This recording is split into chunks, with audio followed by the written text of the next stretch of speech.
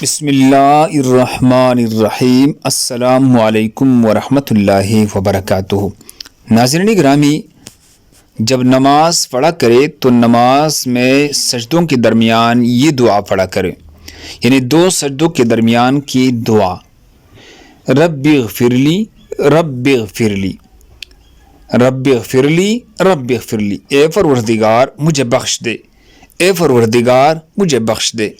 سنن ابی داؤد میں بھی یہ روایت موجود ہے، سنن ابن ماجہ، سنن نسائی میں روایت موجود ہے۔ اللہ ہم سب کو اس پر عمل کرنے کی توفیق عطا فرمائے۔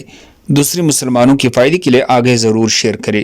مزید خوبصورت دعاؤں اور وظائف کے لیے ہمارے چینل کو سبسکرائب کرے۔ جزاکم اللہ۔